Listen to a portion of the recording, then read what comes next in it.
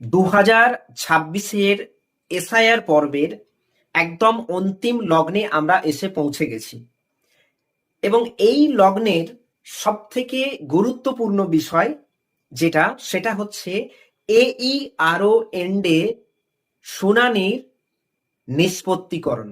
এবং এই শেষ লগ্নের সবথেকে গুরুত্বপূর্ণ বিষয় হচ্ছে AERO এন্ড থেকে ডিসপোজাল, অর্থাৎ 1,20,00,000 লজিক্যাল ডিসক্রিপেন্সি এবং 33 লক্ষ নো ম্যাপিং বা আনম্যাপ ভোটার চিহ্নিত হয়েছেন। এইবারে বিষয়টা হচ্ছে যে এই 1,20,00,000 এবং এই 33 লক্ষ ভোটার সকলেই কিন্তু হিয়ারিং এ উপস্থিত হয়েছেন, এটা আশা করা যায়। এইবার যারা হিয়ারিং এ উপস্থিত হয়েছেন তারা কিছু না কিছু ডকুমেন্টস আপনারা সাবমিট করেছেন, কিন্তু যে ডকুমেন্টসগুলো আপনারা সাবমিট করেছেন সেই ডকুমেন্টসগুলো কতটা ইসিআই এর গাইডলাইন ফুলফিল করছে, অর্থাৎ যে ডকুমেন্টসগুলো ইলেকশন কমিশন অফ ইন্ডিয়া চেয়ে পাঠিয়েছে সেই ডকুমেন্টসগুলো কতটা আপনারা দিতে পেরেছেন, সেটার একদম যাচাইকরণের শেষ পর্বে এসে আমরা উপস্থিত হয়েছি। এবং এই AERO এন্ডে কিভাবে সেই কাজগুলো হচ্ছে এবং যেটার উপর টোটালটাই নির্ভর করে রয়েছে আগামী 14ই ফেব্রুয়ারির ফাইনাল লিস্ট। নমস্কার বন্ধুরা, দ্য গ্লোরিয়াস বেঙ্গল চ্যানেলে আপনাদের সকলকে স্বাগত জানাই। আজকের এই ভিডিওটি অত্যন্ত গুরুত্বপূর্ণ এবং ইনফরমেটিভ হতে চলেছে এবং যারা ভিডিওটি দেখছেন আপনারা যদি চ্যানেলে নতুন হয়ে থাকেন তাহলে আমি বলবো অবশ্যই চ্যানেলটি সাবস্ক্রাইব করে রাখুন এই ধরনের গুরুত্বপূর্ণ এবং ইনফরমেটিভ ভিডিও পেতে। তো চলুন বেশি দেরি করব না, আমাদের আজকের যে গুরুত্বপূর্ণ আলোচনা সেই আলোচনায় পদার্পণ করি। তো প্রথমেই একটা সংক্ষেপে বলে রাখছি যে AERO এটার ফুল ফর্মটা কি। AERO অর্থাৎ অ্যাসিস্ট্যান্ট ইলেকট্রাল রেজিস্ট্রেশন অফিসার। এই অ্যাসিস্ট্যান্ট ইলেকট্রাল রেজিস্ট্রেশন অফিসার এর গুরুত্বপূর্ণ কাজ এখন সম্পন্ন হতে চলেছে। AERO নির্বাচন আধিকারিক হিসাবে AEROর ভূমিকা যথেষ্ট গুরুত্বপূর্ণ। আপনারা যারা হিয়ারিং এ উপস্থিত হয়েছিলেন তারা জানেন যে আপনাদের টেবিলের দুটি সর্বোচ্চ অফিসার ছিলেন, একজন AERO এবং আরেকজন হচ্ছেন মাইক্রো অবজারভার বা MO। এবং এই পর্বের গুরুত্বপূর্ণ বিষয় হচ্ছে যে AERO দ্বারা যে সমস্ত নথিপত্র বা যে সমস্ত ডকুমেন্টস আপনারা জমা দিয়েছেন সেগুলির পুনর্যাচাইকরণ এবং কোন ক্ষেত্রে সেই নথিগুলি গ্রাহ্য হবে এবং কোন ক্ষেত্রে সেই নথিগুলো গ্রাহ্য হবে না, সম্পূর্ণ আলোচনাটাই আমরা করতে চলেছি এই ভিডিওতে। তাহলে চলুন এইবার AERO এন্ড থেকে কিভাবে এই যে শুনানি পর্বের যে নথিপত্র বা ডকুমেন্টস যাচাইকরণ করা হচ্ছে বা পরীক্ষা নিরীক্ষা করা হচ্ছে সেইটার বিষয়ে আসছি এবং তার সাথে সাথে গোটা প্রক্রিয়া যেটা রয়েছে সেটাও আলোচনা করব। তো এক্ষেত্রে কয়েকটা উদাহরণ আমরা মাঝে মাঝে পেশ করব, তাহলে বিষয়টিকে বুঝতে আমাদের অনেক সহজ হবে বা সহজ করে আমরা বিষয়টি বুঝতে পারবো। যেমন ধরুন এখানে নো ম্যাপিং হোক বা লজিক্যাল ডিসক্রিপেন্সি হোক, উভয় ক্ষেত্রেই নথিগুলোকে কিন্তু যথেষ্ট গুরুত্ব দিয়ে যাচাই করা হচ্ছে। এবং সেক্ষেত্রে বলে রাখি যে ইতিপূর্বে আপনারা যাদের লজিক্যাল ডিসক্রিপেন্সিতে নাম এসেছিল বা যারা নোটিশ পেয়েছেন লজিক্যাল ডিসক্রিপেন্সিতে, তাদের কিন্তু দেখবেন পূর্বে অনেক ডকুমেন্টস নেওয়া হয়েছিল। তো সেই ডকুমেন্টসগুলো আমরা ইতিপূর্বে BLO অ্যাপ থেকে আপলোড করে দিয়েছি, কিন্তু ঘটনাচক্রে যেটা দেখা যাচ্ছে সব ক্ষেত্রে সেই ডকুমেন্টস আমরা আপলোড করতে পারিনি। তাহলে আপনারা যারা হিয়ারিং এ উপস্থিত হয়েছিলেন তখন সেই সমস্ত ডকুমেন্টসগুলো সেখানে সাবমিট করেছেন এবং সেই সাবমিট করা ডকুমেন্টসগুলো এইআরও এন্ড থেকে বা এইআরওর লগ ইন থেকে আমরা সাবমিট করছি। অর্থাৎ শুধু এইআরও এন্ড, এখানে এইআরওর কথা বললে ভুল হবে, এইআরও এন্ডের সাথে তার গোটা টিম, অর্থাৎ তার আন্ডারে যে সমস্ত বিএলওরা কাজ করেছেন তারাও সেই টেবিলে রয়েছেন এবং তারাও তাকে যথেষ্টভাবে সাহায্য করছে। তার মানে বুঝতেই পাচ্ছেন একটা সুবৃহৎ কাজ, এটা একজন অফিসারের পক্ষে করা সম্ভবপর নয়। এবং এক্ষেত্রে মনে করুন ডকুমেন্টসের যে ভেরিফিকেশনটা হচ্ছে কিরকম ভাবে চেক করা হচ্ছে, আবারও বলি, এনুমেরেশন ফর্মে আপনারা যেভাবে ফিল আপ করেছিলেন সেই ফিল আপের সময়ে আপনারা বারবারে আত্মীয়ের কথা বলা হয়েছিল। একটা উদাহরণ দেয়া যাক যে প্রতাপ দত্ত, ইনি হলেন ভোটার, তাহলে প্রতাপ দত্তের এখানে প্রতাপ দত্তকে নিয়ে আরো দু পুরুষের কথা আমরা এখানে পাবো, প্রতাপ দত্তের বাবা আর প্রতাপ দত্তের দাদু। তাহলে আমাদেরকে এমন একটা ডকুমেন্টস দেখতে হবে যেটাতে প্রতাপ দত্ত যে ডকুমেন্টসটা দিয়েছেন তাতে তার বাবার নাম আছে প্রথমত, সেটা ইলেকশন কমিশন নির্ধারিত এই 11টা ডকুমেন্টসের মধ্যে হতে হবে। নেক্সট হচ্ছে প্রতাপ দত্তের বাবা যদি কানাই দত্ত হয়ে থাকে, ধরুন প্রতাপ দত্তের বাবা হচ্ছে কানাই দত্ত, তো এই কানাই দত্তের তো আরেকজন বাবা থাকবে, তিনি হচ্ছেন বলাই দত্ত। তাহলে কানাই দত্তের এমন একটা কোনো কাগজ আমরা বেছে নেব যেটাতে এই বলাই দত্তের নামটা কিন্তু মেনশন থাকবে। শুধুমাত্র 2002 লিস্টে এই নামটা থাকবে এমন হলেই কিন্তু হবে না, নামটা যে আছে এটাও কিন্তু প্রমাণ সাপেক্ষ। বোঝাতে পারলাম? তো এইটাকে আমরা বারবার করে যাচাই করছি এবং এক্ষেত্রে যদি মায়ের সাথে লিঙ্ক হয়ে থাকে বা দাদুর সাথে লিঙ্ক হয়ে থাকে, এইভাবে সেই ডকুমেন্টসের সংখ্যাগুলো বেড়ে যাবে। তাহলে গোটা ওয়েস্ট বেঙ্গল জুড়ে এই পর্ব কিন্তু চালু হয়ে গেছে। এইবার যেটা হচ্ছে যে এইভাবে আমরা তথ্যগুলো যাচাই করার পর আমরা সেগুলো পাঠিয়ে দিচ্ছি কোথায় না ডিইও এন্ডে। এইআরও এন্ড থেকে সেগুলো চলে যাচ্ছে ডিইও এন্ডে।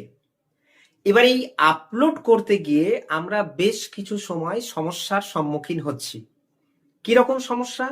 মনে করুন যে আপনারা যখন ডকুমেন্টসগুলো দিয়েছেন অনেকেই করেছিলেন কি যে ডকুমেন্টসটা হোয়াটসঅ্যাপের মাধ্যমে চেয়ে পাঠিয়েছেন, তাহলে এইবারে সেই কাগজটা যখন আপনি প্রিন্ট করেছেন তখন দেখবেন সেই কাগজটা কিন্তু অস্পষ্ট হয়েছে এবং অধিকাংশ ক্ষেত্রেই আমরা দেখতে পাচ্ছি এটা ভীষণ সমস্যা হচ্ছে আমাদের ক্ষেত্রে।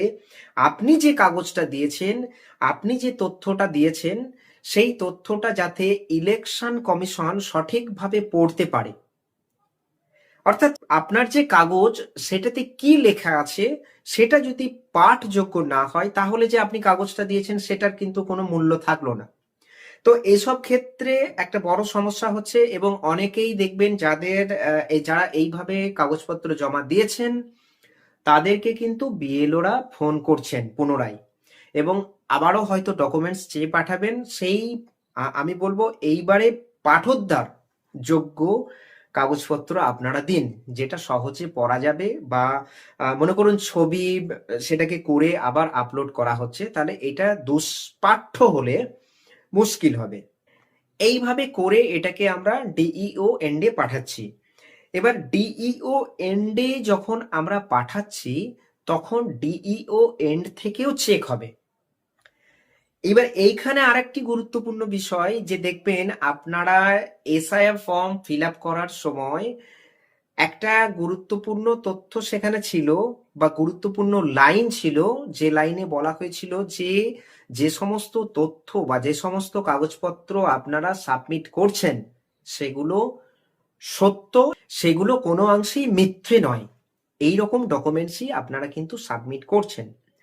তাহলে কি হচ্ছে যে AERO এন্ড থেকে যেগুলো যাচ্ছে ডিইও এন্ডে, সেই ডিইও এন্ডে আপনাদের নথিগুলো পুনরায় ওখানে চেক হবে, এবং যদি কোনো কারণে কোনো কাগজ পড়তে অসুবিধা হয় তাহলে তারা অবিলম্বে ডিইও এন্ড থেকে AERO এন্ডে পুনরায় ফেরত পাঠিয়ে দিচ্ছেন, এবং AERO তখন বিএলওকে ইনফর্ম করছেন যে আপনি এই কাগজটিকে পুনরায় এসে জমা করুন।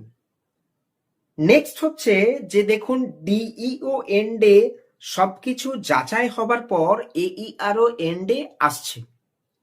এবার AERO এন্ড তখন একটা ফাইনাল সিদ্ধান্ত নেবেন যে আপনার যে তথ্য দেওয়া হয়েছে সেই তথ্যটা এসিআই এর যে গাইডলাইন, সেই গাইডলাইন ফলো করলো কিনা। যদি সেই গাইডলাইন ফুলফিল করলো বা সেই গাইডলাইন ফলো করলো, তাহলে দেখা যাচ্ছে যে AERO এন্ড থেকে একটা অ্যাকশন নেওয়া হবে, মানে এটাই হচ্ছে final action, yes or no. মানে আপনি আপনার যে কাগজপত্র সেটা AERO সন্তুষ্ট হয়েছে কিনা। ইয়েস হলে অবশ্যই সেটা সন্তুষ্টজনক, মানে সন্তুষ্টিজনক কথাবার্তার ইঙ্গিত, আর নো হলে মানে সেটা হচ্ছে নেগেটিভ ইঙ্গিত। এইটা গেল। এইবারে আসছি যে নো ম্যাপিং বা আনম্যাপিং এর ক্ষেত্রগুলোতে।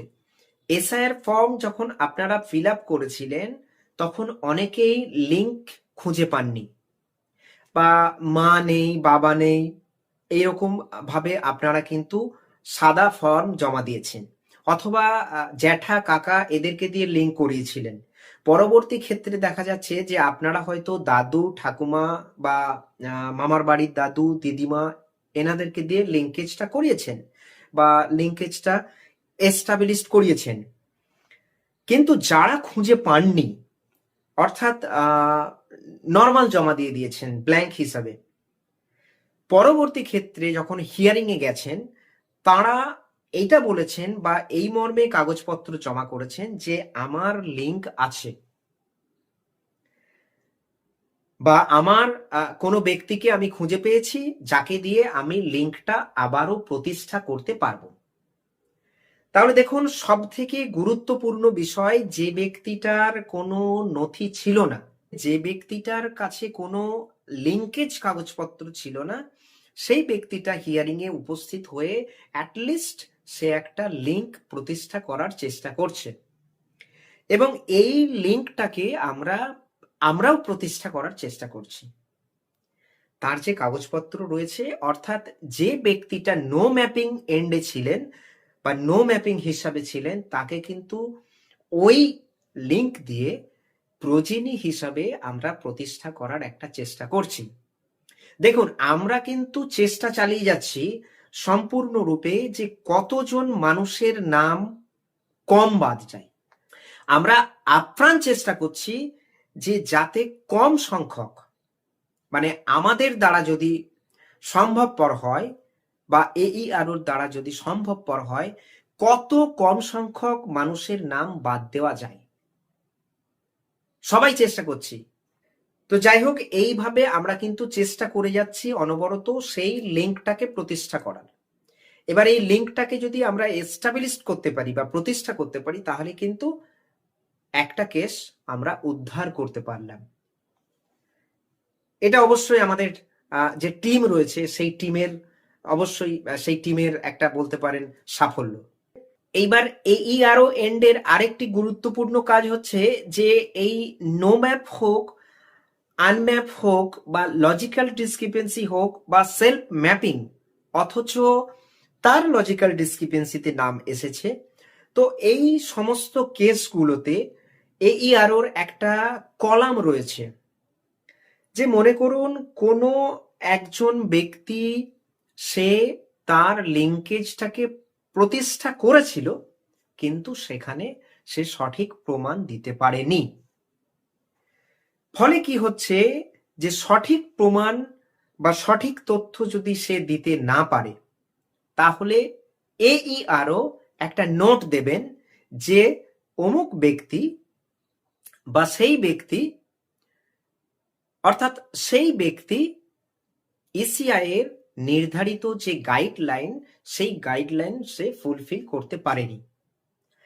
যে চেকলিস্ট বা যে অর্ডার শিট আছে, সেই অর্ডার শিট বা সেই চেকলিস্টে AERO কিন্তু একটা গুরুত্বপূর্ণ কলাম রয়েছে, এবং এই গুরুত্বপূর্ণ কলামটাকেই কিন্তু ফাইনাল কলাম হিসাবে ধরা হবে। AERO লিখবেন যে এই ভোটার ECI এর দেওয়া যে গাইডলাইন বা যে ডকুমেন্টসের তালিকা, সেটা সে ফুলফিল করেছেন এবং সে প্রমাণ করেছেন যে তিনি ফাইনাল লিস্টে তার নাম থাকার অধিকারী হিসাবে, বা ফাইনাল লিস্টে তার নাম থাকার পক্ষে সে যথেষ্ট গুরুত্বপূর্ণ তথ্য দিয়েছেন। এবং দ্বিতীয় ক্ষেত্রে যেটা দেখা যাচ্ছে যে একই রকম ভাবে AERO আর একটা নোট দেবেন যে ফাইনাল লিস্টে নাম তোলার ক্ষেত্রে তার কিছু প্রতিবন্ধকতা রয়েছে। ECI এর গাইডলাইন অনুসারে সে তার সমস্ত ডকুমেন্টস সাবমিট করতে পারেনি। একটা নাম বাদ দেওয়া কিন্তু খুব সহজ কাজ নয়। এই নামটা বাদ যাবে কখন যাবে? যখন এই নামের এগেনস্টে একদম নিচু তলা থেকে উপর তলা, মানে আমি এই স্টেপগুলো বলছি, যেমন ধরুন BLO, AERO, DEO, CEO, এই সমস্ত যে আধিকারিকগুলো রয়েছেন তারা কিন্তু এই নামটা কেন বাদ গেল সেটার কিন্তু যাচাইকরণ করবেন। অত্যন্ত সহজ কাজ নয় যে আপনারা ভাবছেন নাম হয়তো বাদ চলে যাবে। নাম বাদ দেওয়াটা অত্যন্ত সহজ কাজের বিষয় নয়, অত্যন্ত জটিল কাজ। নাম রাখাটাও যতটা জটিল কাজ, নাম বাদ যাওয়াটা তার থেকে আরো বেশি জটিল কাজ। তো যাই হোক, আজকে আমাদের এই পর্যন্তই আলোচনা ছিল। আমি আবারও বলবো যে আমাদের এই আলোচনাটা যদি আপনাদের ভালো লেগে থাকে এবং চ্যানেলে যদি নতুন হয়ে থাকেন তাহলে অবশ্যই চ্যানেলটিকে সাবস্ক্রাইব করে রাখুন এই ধরনের ইনফরমেটিভ ভিডিও পেতে, এবং অবশ্যই আপনারা আলোচনা করতে পারেন, আপনাদের সমস্যার কথা কমেন্ট করতে পারেন। আমরা খুব তাড়াতাড়ি পরবর্তী ভিডিও নিয়ে আসতে চলেছি যেখানে থাকবে যে ফাইনাল লিস্টে কাদের নাম থাকবে না। খুব গুরুত্বপূর্ণ একটা বিষয় যে ফাইনাল লিস্টে কাদের নাম থাকবে না। সেই পর্যন্ত অপেক্ষা করুন। সুস্থ থাকুন, ভালো থাকুন। সম্পূর্ণ ভিডিওটি দেখার জন্য আপনাদের সকলকে আবারও ধন্যবাদ জানাই।